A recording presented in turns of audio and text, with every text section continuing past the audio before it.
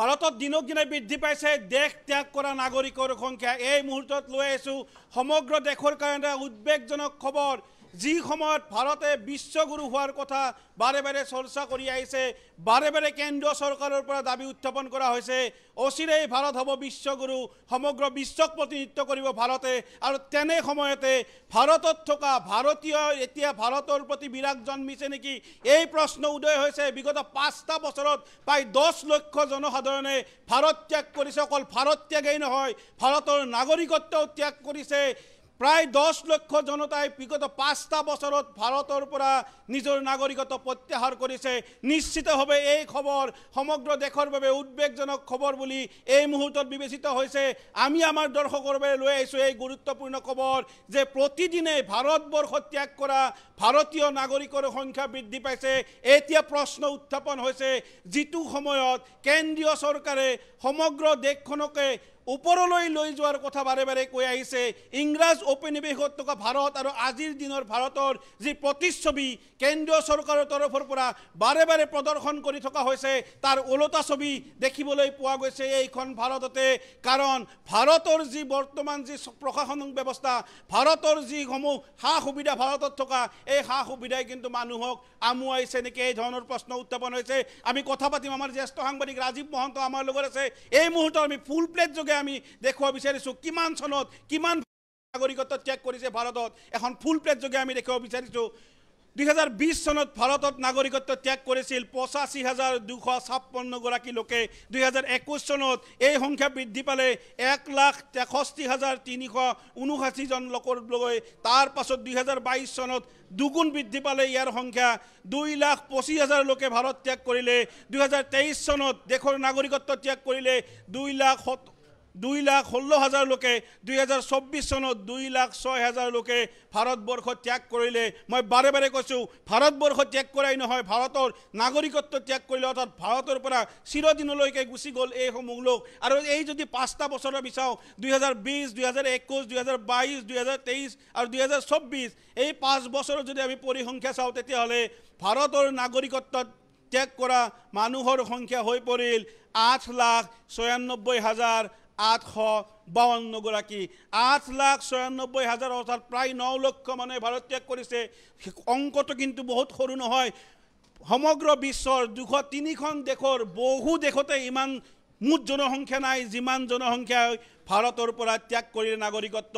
বহু দেশত ইমান জনসংখ্যা নাই যিখিনি লোকে এই মুহূৰ্তত 2020 চনৰ পৰা 2024 চনৰ ভিতৰত ভাৰত ত্যাগ কৰিলে। আৰু এই তথ্য আমাৰ ব্যক্তিগত নহয়, এই তথ্য সংসদত দাখিল কৰা তথ্য, চৰকাৰে সংসদত দাখিল কৰা তথ্য। আমাৰ লগত আছে আমাৰ জ্যেষ্ঠ সাংবাদিক ৰাজীৱ মহন্ত। মই ৰাজীৱ মহন্তৰ ওচৰলৈ আহিছোঁ।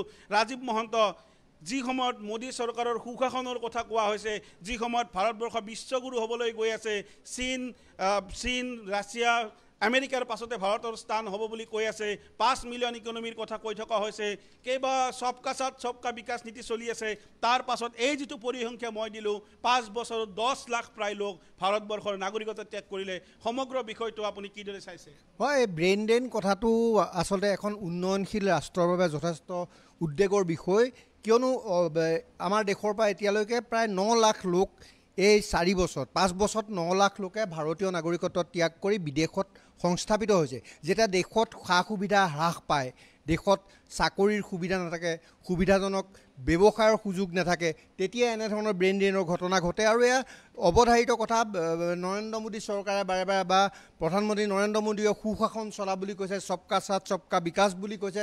তাৰ মাজত এনেদৰে ইমানখিনি মানুহ ভাৰতৰ নাগৰিকত্ব ত্যাগ কৰি বিদেশত সংস্থাপিত হোৱা ঘটনা নিশ্চিতভাৱে উদ্বেগৰ বিষয়। আচলতে দেখিবলৈ পোৱা গ'ল যে যি সময়ত সবকা সাথ সবকা বিকাশ প্ৰতিখন ৰাজ্যতে প্ৰায় বিজেপি চৰকাৰ, দেশত 15 বছৰ হ'বলৈ হ'ল নৰেন্দ্ৰ মোদী তৃতীয় কাৰ্যকাললৈ চৰকাৰ গঠন কৰিলে। তাৰপাছত বিৰোধীয়ে বাৰে বাৰে দাবী কৰি আছে সৰ্বকালৰ সৰ্ববৃহৎ নিবনুৱাৰ সংখ্যা বৃদ্ধি পাইছে, 45 বছৰৰ ৰেকৰ্ড ভংগ কৰিছে, যথেষ্ট সংখ্যক নিবনুৱা হৈছে। আৰু দ্বিতীয়তে সামাজিকভাৱে যিটো এটা অৰিয়া এটা পৰিৱেশ দেখিবলৈ পোৱা গৈছে, ধৰ্মীয়ভাৱে যি ধৰণৰ আক্ৰমণ প্ৰত্যাক্ৰমণ হৈছে, যেন মানুহ ক'ৰবাত ব্যতিব্যস্ত হৈছে নেকি, ভাৰতত যি সামাজিক পৰিৱেশটো এই ক্ষেত্ৰত জড়িত আছে নেকি? হয়, নিশ্চিতভাৱে কোৱা হৈছে যে যি ধৰণৰ অসহিষ্ণুতা, ধৰ্মীয় অসহিষ্ণুতা বাঢ়িছে, সাম্প্ৰদায়িক বিষবাষ্প বিয়পি পৰিছে তেনেধৰণৰ বিষয়বিলাকো আছে আৰু এটা কথা যে দেশত যদি বিভিন্ন সা সুবিধা পায় প্ৰয়োজনীয় সা সুবিধা পায় তেতিয়া কোনেও দেশ এৰি বিদেশলৈ যাব নিবিচাৰে দেশখন সকলোৰে বাবে মৰমৰ দেশখন সকলোৰে বাবে প্ৰিয় গতিকে দেশ এৰি যোৱা ঘটনাটো নিশ্চিতভাৱে দেশৰ সা সুবিধাৰ যি সা সুবিধা পাব লাগে সেই সা সুবিধা নাপায় উচ্চাকাংক্ষী মধ্যবিত্ত বা উচ্চাকাংক্ষী লোকসকলে এতিয়া বিদেশলৈ ঢাপলি মেলিবলৈ বাধ্য হৈছে ধন্যবাদ ৰাজীৱ মহন্ত এয়া আছিল আমাৰ জ্যেষ্ঠ সাংবাদিক ৰাজীৱ মহন্ত গুৰুত্বপূৰ্ণ কথা কৈছিল ৰাজীৱ মহন্তই দেশত যেতিয়া সা সুবিধা নাপায় কৰ্মসংস্থাপনৰ অভাৱ হয় তেতিয়াই দেশ এৰি যোৱাৰ প্ৰৱণতা মানুহৰ বৃদ্ধি হয় এই কথাটো আচলতে উদ্বেগজনক কথা কাৰণ দেশৰ কাৰণে আটাইতকৈ উদ্বেগজনক কথা এই কাৰণেই কৈছোঁ যে বিগত সময়ছোৱাতো ভাৰতৰ পৰা যথেষ্টখিনি লোক বহিৰ দেশলৈ গৈছিল বহিৰ্দেশলৈ বিভিন্ন কোম্পানীত চাকৰিৰ অৰ্থে গৈছিল বা কৰ্মজীৱনৰ কাৰণে তেওঁলোকে বিদেশত থাকিবলগীয়া হৈছিল কিন্তু এই ক্ষেত্ৰত আটাইতকৈ উদ্বেগজনক কথা হৈছে যে এই যি 9 লক্ষ মানুহৰ আমি হিচাপ দিলোঁ এই 9 লক্ষ মানুহে কৰ্মসূত্ৰে বাহিৰলৈ যোৱা নাই বা তেওঁলোকে কাম কৰাৰ উদ্দেশ্য লৈ বাহিৰলৈ যোৱা নাই তেওঁলোকে নাগৰিকত্ব লৈ পেলাই ভাৰতৰ পৰা নাগৰিকত্ব ত্যাগ কৰি গুচি গৈছে ভাৰতলৈ তেওঁলোক কেতিয়াও ঘূৰি নাহে আৰু এই ঘূৰি নোহোৱা লোকৰ সংখ্যা দিনক দিনে বৃদ্ধি পোৱাটো হৈছে সমগ্ৰ দেশখনৰ কাৰণে উদ্বেগজনক বিষয় আৰু যিটো সময়ত কেন্দ্ৰীয় চৰকাৰে সবকা সাথ সবকা বিকাশ নীতি চলাই থকা বুলি বাৰে বাৰে দাবী কৰি আহিছে তেনে সময়ছোৱাত একাংশ লোকে দেশৰ প্ৰতি থকা যি বিৰাগ দেশৰ প্ৰতি থকা যিটো বিৰাগ জন্ম লাভ কৰিছে তেওঁলোকৰ অন্তৰত যাৰ বাবে নাগৰিকত্ব ত্যাগ কৰি ভাৰতৰ পৰা তেওঁলোকে ওলাই গৈছে বহিৰাষ্ট্ৰত হয়তো তেওঁলোকে কৰ্মসংস্থাপন তেওঁলোকে বাছি ল'ব গতিকে বহিৰাষ্ট্ৰলৈ তেওঁলোকে থাকিব মেৰা ভাৰত মহান বুলি ক'বলৈ তেওঁলোক কেতিয়াও ভাৰতলৈ উভতি নাহে বা পৃথিৱীৰ আটাইতকৈ শ্ৰেষ্ঠ দেশ হ'বলৈ গৈ আছে বুলি ভাৰত বুলি ক'বলৈ তেওঁলোক কেতিয়াও ভাৰতলৈ উভতি নাহে কিন্তু দেখিবলৈ পোৱা গৈছে এই যিটো উদ্বেগজনক খবৰ এই খবৰটো কেৱল খবৰ হৈ নাথাকক ইয়াক লৈ সকলোৱে বিবেচনা কৰক যিসকল বিভাগীয় কৰ্তৃপক্ষ আছে যাৰ হাতত এইসমূহ ক্ষমতা আছে তেওঁলোকে অন্তত ইয়াক হৃদয়ংগম কৰক তেওঁলোকে ইয়াক বিবেচনা কৰক কি কাৰণত দেশৰ পৰা 10 কোটি লোক বিগত 5টা বছৰ দেশ এৰি যাবলগীয়া হৈছে এইসমূহ কথা তেওঁলোকে বিচাৰ কৰক বিশ্লেষণ কৰক আৰু পৰৱৰ্তী সময়ত ভাৰতত থকা এই 150